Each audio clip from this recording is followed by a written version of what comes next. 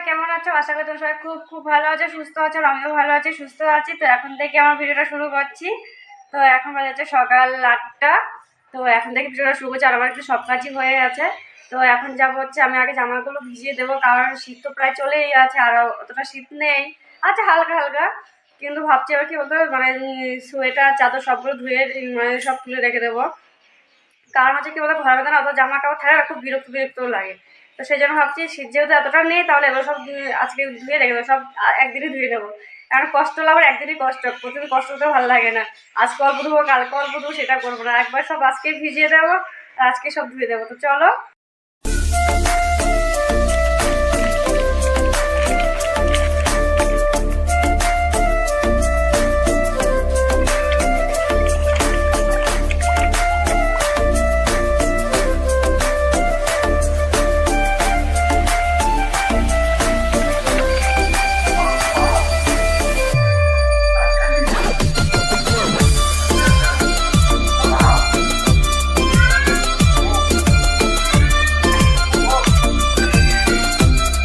দেখো আমাদের গাছে না সুপুরি পাচ্ছে, আর এই যে এদিকে দেখো সুপুরিগুলো সব ফেলে দিয়ে মানে ছুঁড়ে রাখলো আর কি। আর এখান থেকে সুপুরি গাছ থেকে নেমে যাচ্ছে, সুপুরি পড়া হয়ে গেছে। তো যাই হোক, তো এবার দেখো রান্না কাজে চলে গেলাম। তো এখানে মাছটা ভাজছি, আর তারপর দেখো বিকেলবেলা দেখো রেডি হয়ে গেছি মাসি বাড়িতে যাওয়ার জন্য।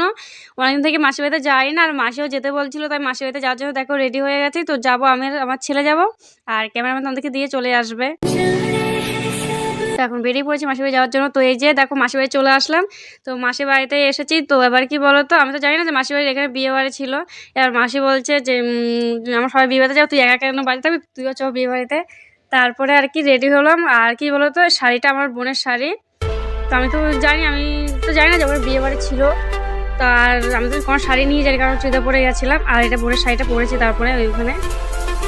তারপর দেখো বিয়ে বাড়িতে আসলাম। তো এখন দেখো যাচ্ছে আমার দুই বোন, আর মাসিরা বাইরে।